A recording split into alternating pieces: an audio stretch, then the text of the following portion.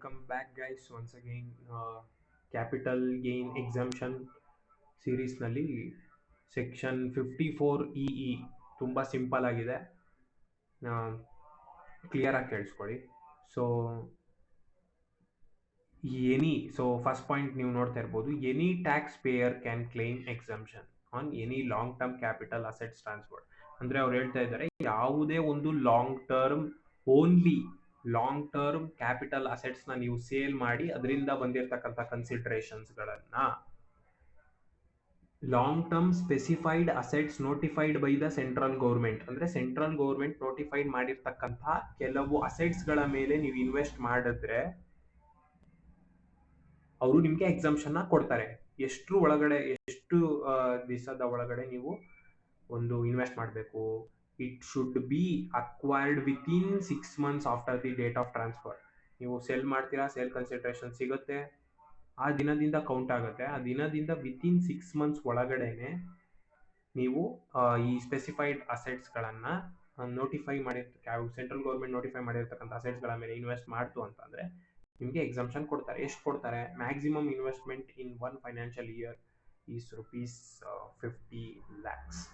So ಇಲ್ಲಿ ಕರೆಕ್ಟಾಗಿ ನೋಡ್ಕೊಬಿಡಿ, 50 ಲಕ್ಷದ ತನಕ ಮಾತ್ರನೇ ನಿಮಗೆ ಎಕ್ಸಂಪ್ಷನ್, ಮ್ಯಾಕ್ಸಿಮಮ್ ಲಿಮಿಟ್. ನೀವು 60 ಲಕ್ಷ ಎಲ್ಲ ಮಾಡಿದ್ರೆ ನಿಮಗೆ 50 ಲಕ್ಷನೇ ಎಕ್ಸಂಪ್ಷನ್ ಸಿಗೋದು.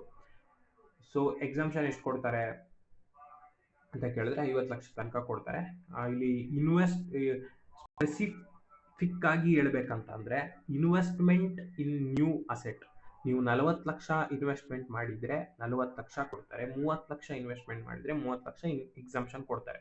50 ಲಕ್ಷ ಸೊ ಎಷ್ಟು ಇನ್ವೆಸ್ಟ್ಮೆಂಟ್ ಮಾಡಿರ್ತಾರೋ ಅಷ್ಟು. ಒಟ್ಟಾರೆಯಾಗಿ ಹೇಳ್ಬೇಕಂದ್ರೆ ನೀವು 50 ಲಕ್ಷ ಇನ್ವೆಸ್ಟ್ ಮಾಡೋದು ಒಳ್ಳೆಯದು, ಯಾಕಂದ್ರೆ 50 ಲಕ್ಷದ ತನಕ ನಿಮಗೆ ಎಕ್ಸಂಪ್ಷನ್ ಕೊಡ್ತಾರೆ. ನೀವು ಟ್ಯಾಕ್ಸ್ ಕಟ್ಟುವಂತ ಅವಶ್ಯಕತೆಗಳು ಇರೋದಿಲ್ಲ. Or capital gain whichever less ಅಂದ್ರೆ ಇನ್ನೇನು, ಇನ್ವೆಸ್ಟ್ ಮಾಡುವಂಥದ್ದು ಮಾಡ್ತೀರಾ ಅಥವಾ ಕ್ಯಾಪಿಟಲ್ ಗೇನ್ ಬಂದಿರೋದನ್ನ ಕೊಡ್ತೀರಾ.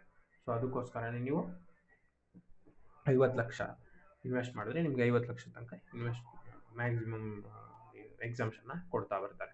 ಸೊ ನೆಕ್ಸ್ಟ್ ಒಂದು ಬಂದ್ಬಿಟ್ಟು ಇಲ್ಲಿ ಇನ್ನೊಂದು ಪಾಯಿಂಟ್ ಏನಪ್ಪ ಅಂತಂದ್ರೆ, new assets should not be converted into money or any loan or advance should not be taken on the security of the new assets within 3 years. Simple.